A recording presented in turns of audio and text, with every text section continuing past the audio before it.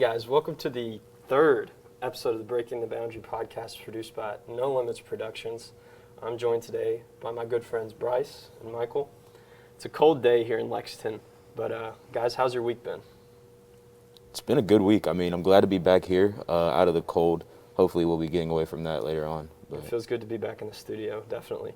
But so today we're going to be talking about a topic that's kind of like our first topic, the heroin epidemic. We're talking about the obesity epidemic.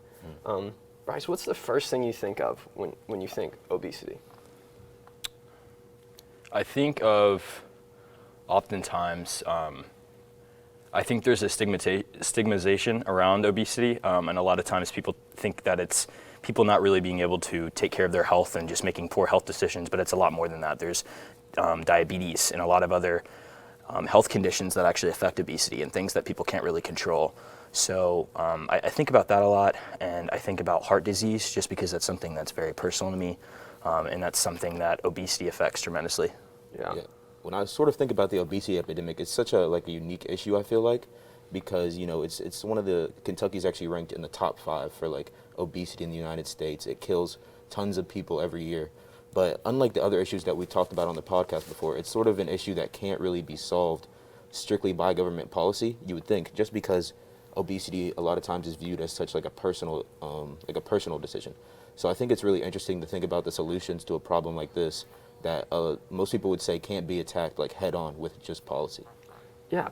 So with this podcast, it's focusing on a little bit about government policy, free market solutions to problems.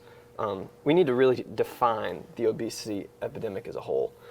So obesity is whenever BMI, body mass index, is over 30. Obesity, just like Bryce said, is super stigmatized in today's society, and it leads to a lot of really bad health conditions. In 2020, obesity cost $180 billion to treat in the United States alone to the healthcare system. And to get a better grasp of this super complex issue, like you guys mentioned, I actually spoke with a gastroenterologist and the director of nutrition for the University of Kentucky, Dr. Flomenhoft. She was a great guest, and I think our listeners would really appreciate her wisdom.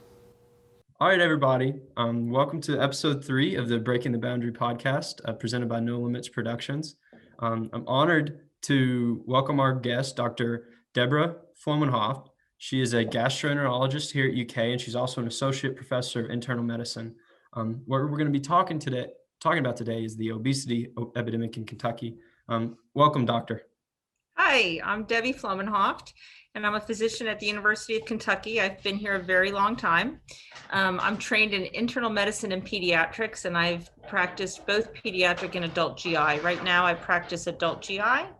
I mostly take care of patients who have inflammatory bowel disease, which is Crohn's disease and ulcerative colitis, for which nutrition is very important. I've also been the director of nutrition at the University of Kentucky for most of the past decade until the past year. I think all physicians and all people have a real interest in the obesity epidemic, and we have greater understanding. And I hope that we're gaining greater empathy for obesity really as a chronic disease that's multifactorial and often associated with a lot of stigma, both socially and in the medical field, which is really inappropriate and difficult for our patients. And so I really look forward to talking to you about this today. I hope that we can destigmatize obesity and see it as the complicated chronic disease that it is. So obesity is defined as patients who have a body mass index greater than 30. And we usually have different stages of obesity. So patients 30 to 35, 35 to 40, et cetera. We know that BMI is not a perfect measure of adiposity or fatness in a patient, but that's what we use as a crude screen for obesity. What do you think is causing this large spike in obesity? So that's something that is really difficult to understand and multifactorial. So back when you were really little, we were very excited that we had discovered a bunch of genes that were associated with obesity. And we know that there are lots of, in excess of 100 gene foci that seem to be in some way associated with obesity. But it's clear that our genetics as human beings haven't changed dramatically in the past 100 years. So something else has also changed that's made us more susceptible to this disease. We think that there are probably some social determinants, stressors, access to nutrition, availability of high caloric foods likely is contributing to it. There's really exciting work being done in epigenetics. Is that something that you've also looked at? I actually have not. Not super familiar with So, epigenetics. so it's not only the genes that you have that determine what your health is or what you look like or any number of things about you, but it's also how those genes are expressed. And lots of different things can affect how those genes are expressed. So things can happen to the proteins that your genes are wrapped around that can be expressed differently. There's all this dark matter essentially in your DNA that affects how you transcribe your genes. And so we know, for example, babies who are born in the NICU, low birth weight babies, often have more risk of obesity and more risk of metabolic disease as they get older. And that probably we think that has to do with prenatal stressors. We know from the Denmark famine that mothers who experienced famine back during World War II were their offspring were much more likely to have type 2 diabetes and obesity as they grew older. Wow. The things that your grandmother is exposed to, that your grandmother's pregnancy exposures can affect your health or even your children's health, because the genes that your mother got in her eggs may be expressed differently. Does that kind of make sense? Yeah, it does make sense. Yeah, so we spend a lot of time socially thinking that people who, gluttony is one of the 7 deadly sins. Sloth is one of the 7 deadly sins, and so we've spent a lot of time making people feel socially isolated and otherized by the fact that they have obesity, and yet it turns out that it's often a disease that patients have no greater control over than patients have control over diseases like hypertension or depression or any other number of diseases that you might think of. Wow. See, that's something I've never heard of, because growing up, going through elementary and middle school, when we're taught nutrition, it's obesity is what happens when you don't eat right and you don't exercise. And like you said, it's multifactorial. There's a lot more to it than that. How do you think we can change the messaging around obesity so that we can end that stigma? So certainly health professionals need to do a better job. And I have been guilty of probably stigmatizing obesity as well. We need to do a better job of recognizing it's a chronic disease. Certainly the treatments for it are nutritional. And some of the things that you eat may affect how this chronic disease manifests, right? Or some of the things that your mother ate. If your mother, oddly, if your mother had overnutrition also in pregnancy, you're more likely to present with obesity. So we can encourage healthy food choices. We can encourage more green spaces. So we know that patients who eat healthier and have appropriate caloric intake and an appropriate balance, which is something that we're also investigating and is a little bit up for debate, do lose weight. And if they exercise, those patients tend to maintain weight loss over the next decade. They don't have more weight loss, but they're much better at maintaining it. Wow. So speaking of your job as a gastroenterologist and helping to treat people who may be obese, like what are some of like the main long-term effects of obesity from a health standpoint? So it's associated with increased risk of heart disease. It's associated with increased risk of hypertension. There's increased risk of metabolic disease like type 2 diabetes.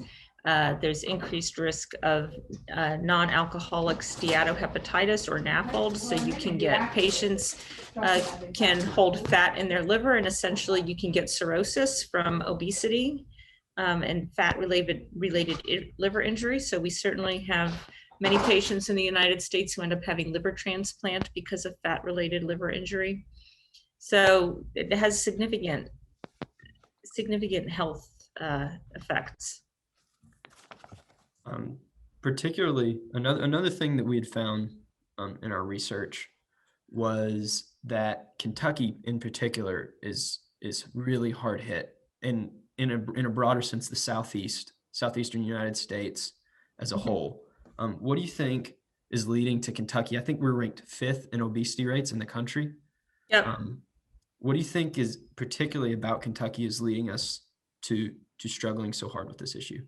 So here again, I think that it's probably multifactorial.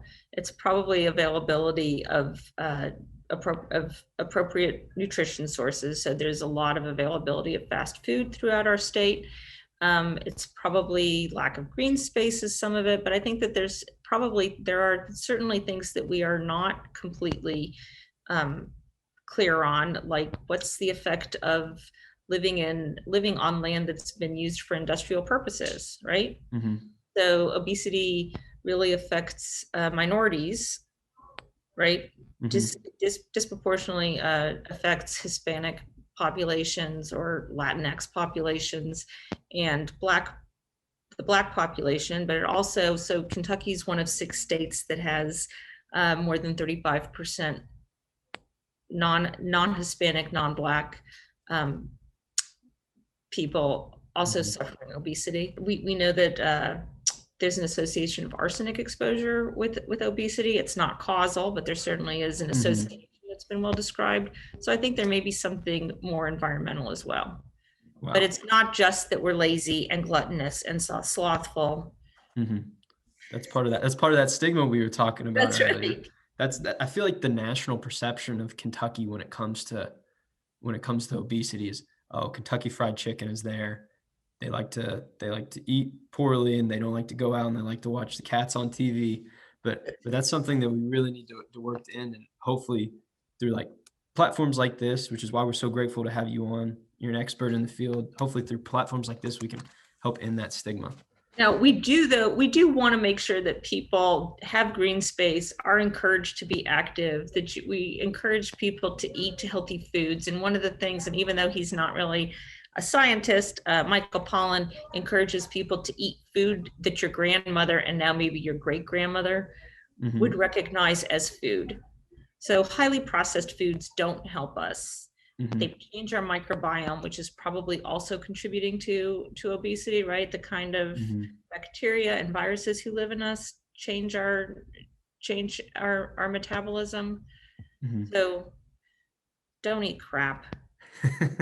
Yeah, that's actually part of the next question that I wanted to get into is we've got this huge explosion of obesity in the United States and in Kentucky. Who do you think, obviously personal choices play a part in the rise of obesity, but who do you think bears the most responsibility for the rise in obesity? Do you believe it's companies who produce unhealthy foods and market them, or do you believe it's I guess I'm gonna fall back again on it's multifactorial. I think that we know that there's been a huge rise in obesity in Brazil. This was a New York Times Sunday Times story maybe 2 years ago. I don't know if you saw that when you were doing research, but a huge rise in obesity in rural Brazil. And we know that I'm going to call them out, even though they have fantastic nutritional products that are wonderful for many of my patients, but Nestle has food trucks And that's how people make their money, going door to door selling snacks. Here's something awesome about high fructose corn syrup. I don't know that it's awesome. High fructose corn syrup is terrible for us. It's terrible for us whether you get it in pop or whether you get it in fruit juice that's been concentrated. It's just really not a good sugar. But here are things it does. It bakes up to a beautiful golden brown. That is the color that people want to eat. So you know how the cookies that you get like from the store are a much nicer color than what you bake at home? Yeah. All high fructose corn syrup. It also maintains freshness for a long time. So that's why mass-produced cookies have an incredible shelf life. Mm-hmm. So a particular focus of this podcast, like it kind of got mentioned earlier, is our focus on finding solutions. Because the reason it was founded is because we often talk about problems all the time. I think this podcast was founded because I was in a conversation with a professor and I was like, man, we talk about problems all the time. Nobody ever wants to face like, how do we solve them? Everybody just likes to talk about this or that. But speaking of solutions, where do you think like specific solutions to helping end the obesity epidemic lie? Do you think it lies with like nonprofit organizations? Do you think it lies with companies? Do you think it lies with the government? Or is it just a mix of all that put together? So we know that we have to make healthy choices easy, and we have to be able to make them early. They need to be the default selection. So everybody bears some responsibility. So as I said before, I think making sure that there are green spaces so that people can have healthy lifestyles. I think having the default be that it's not easy to get. I have no problem with New York made it difficult to get a giant cup of high fructose corn syrup. We know, I mean, we made big changes in smoking just by making it illegal for people to smoke inside, having taxes on cigarettes. We've really, except for in I think the eastern part of the state, across the country, we have really reduced smoking rates. So, and I think having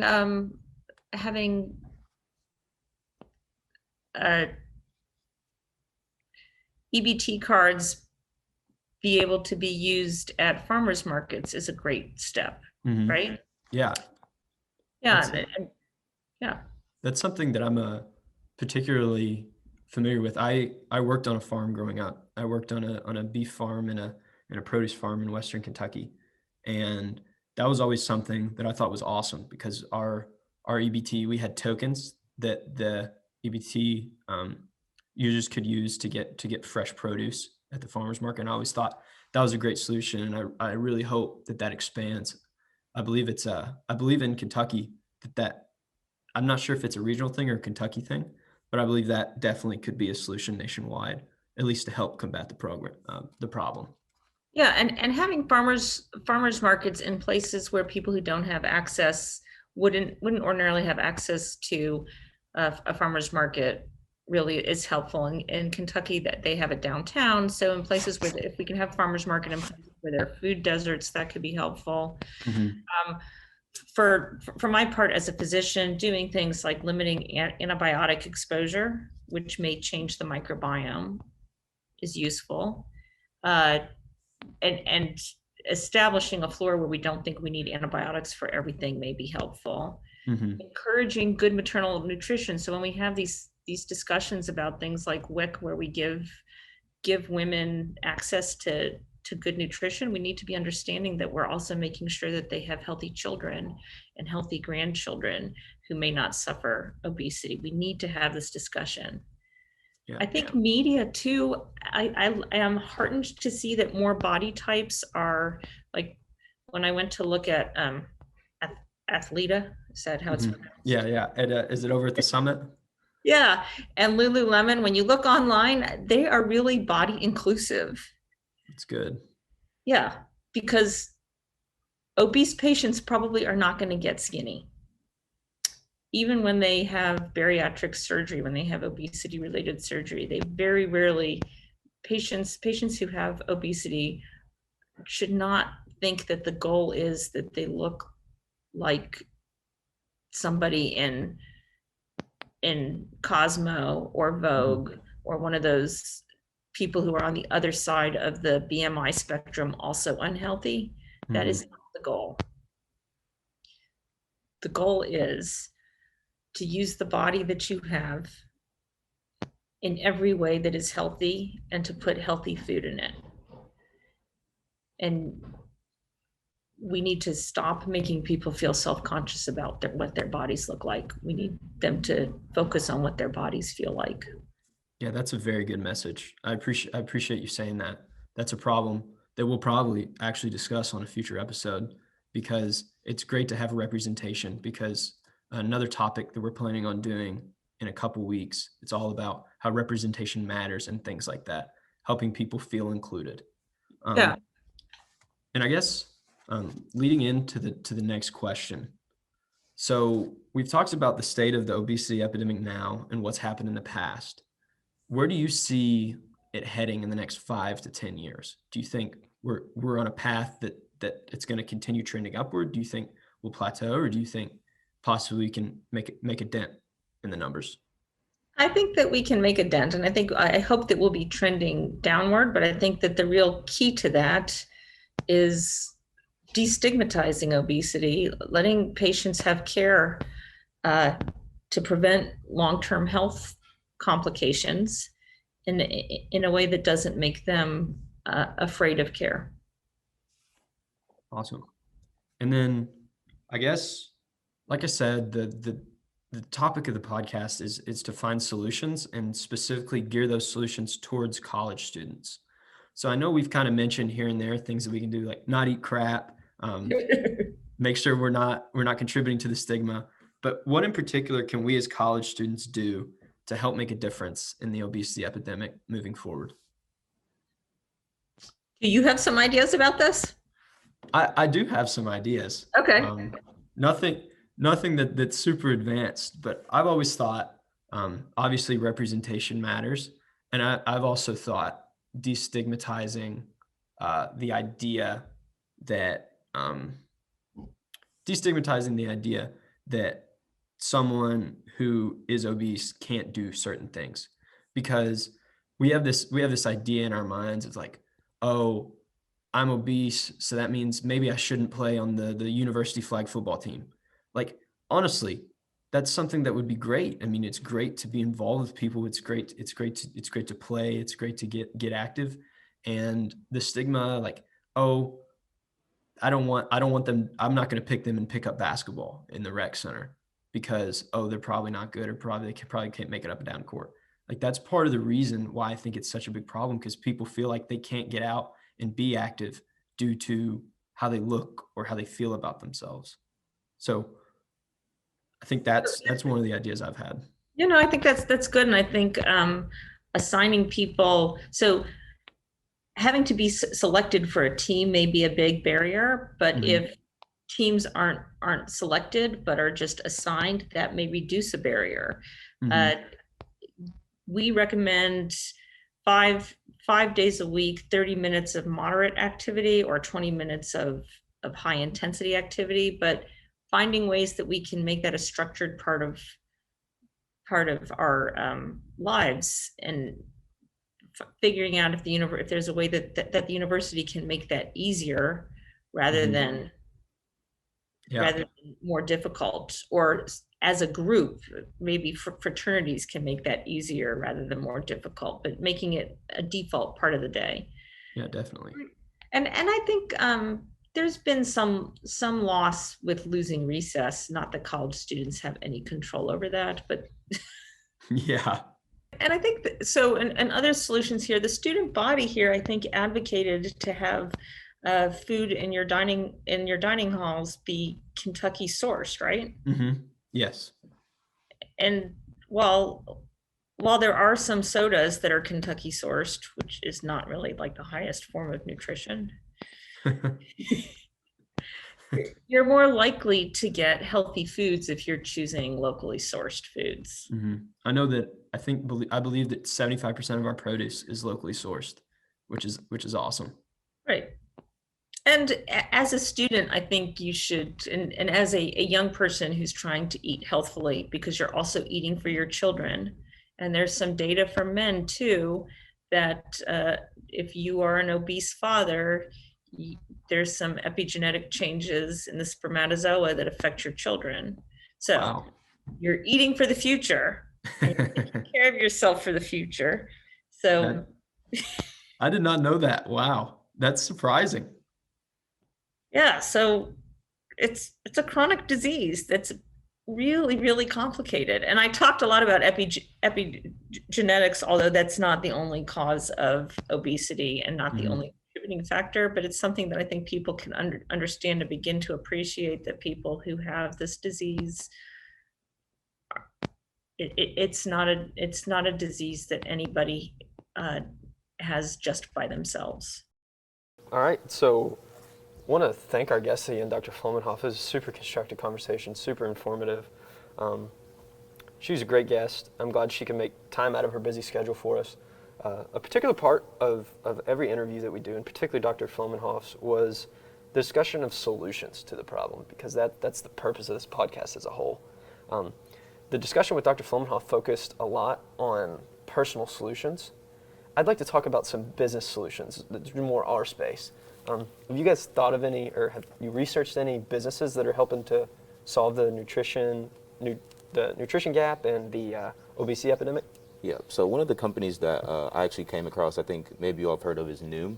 So this is a company I'm really interested in because it takes really like a more holistic approach, a more holistic, contemporary approach to weight loss and sort of the health and fitness space.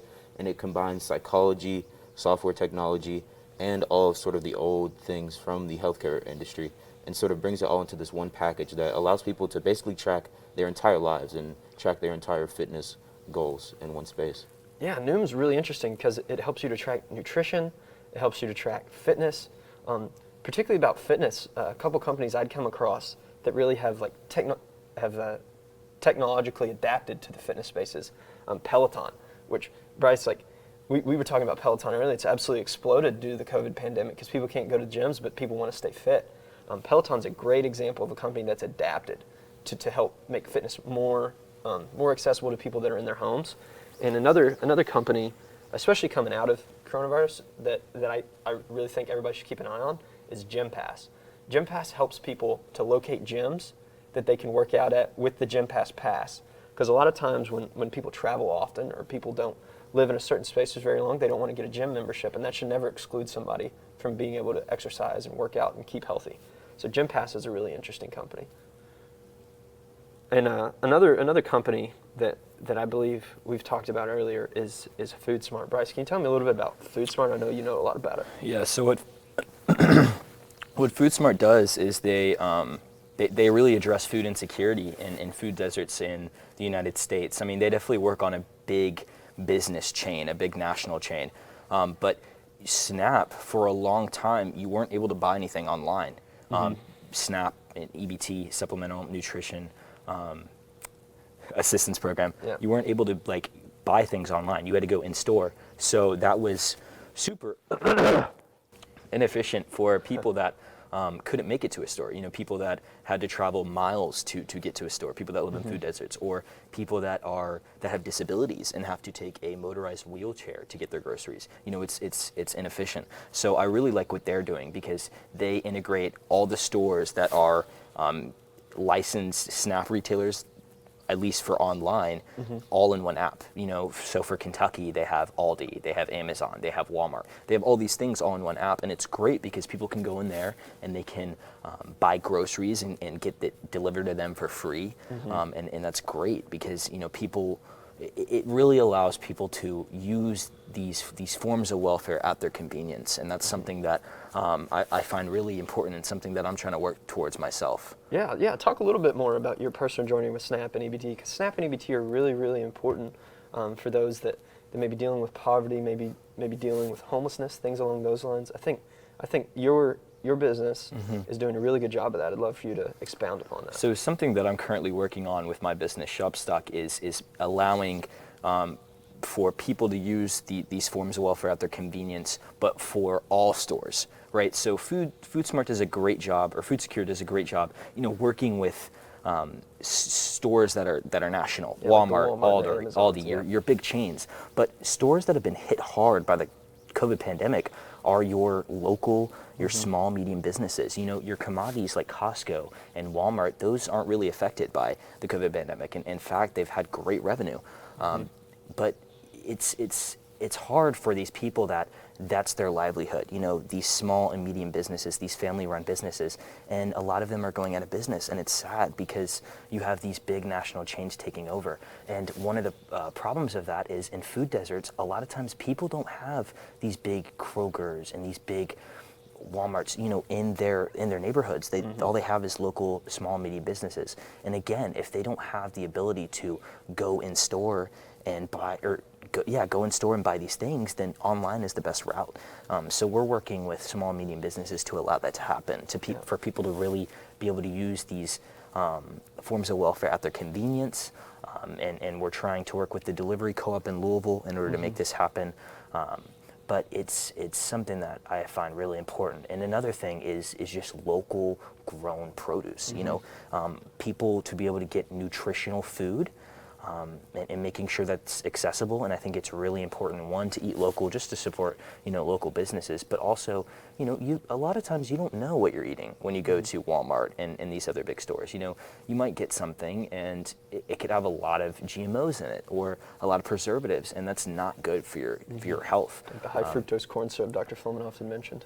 Yeah, and it's and just food and the whole obesity epidemic. Food is huge. It's eating healthy is very important, but it's also important for your mental health, not even just your physical health. It's extremely important to just making sure that you're getting nutrition in terms of fibers. Getting your protein. It's super important. So I think it's great to eat organic and eat local. And that's something that I'm trying to address right now. Yeah, I think that's been something that's so interesting about, the obesity epidemic. It really reaches into so many different sectors that you really didn't even think. Like, it's so much more to it than meets the eye. When it goes into things like food deserts, SNAP, EBT, new technologies. There's really so much more in every issue that we face. Yeah, so that's definitely true. A little bit about myself. I don't know if I've ever shared with you guys, is I grew up working in farmers markets. I grew up harvesting vegetables and selling vegetables with my uncle, family, friends. And that's really, the ability to use SNAP and EBT at places like that is going to be really vital to help people secure healthy and just good food for themselves to help combat this problem. So the obesity epidemic, as Dr. Flomenhoft discussed, as we've discussed, super multifactorial. It's going to take a complex, I believe we said this last episode, a complex issue requires a complex solution. So nothing's going to come easy in this, but taking steps like this and having conversations about solutions, talking about specific companies, talking about initiatives like Bryce's company's taking, I think that's going to go a long way to help combat this problem. Maybe help Kentucky move down the leaderboard a little bit. I know we're currently sitting 5th in obesity rates, and I'd really like if our state could come together and find solutions and move us down a little bit, and hopefully our whole country down a little bit as well. But I think that about wraps up our episode. Any final thoughts, guys? It's been great talking with you guys. It's been great. As usual. Yeah, it's been great. So we appreciate our listeners. We'll definitely be back in the studio again soon, recording another episode. I'd like to thank Bryce for his time. I'd like to thank Michael for joining me again today, and thank you guys for listening. We're out.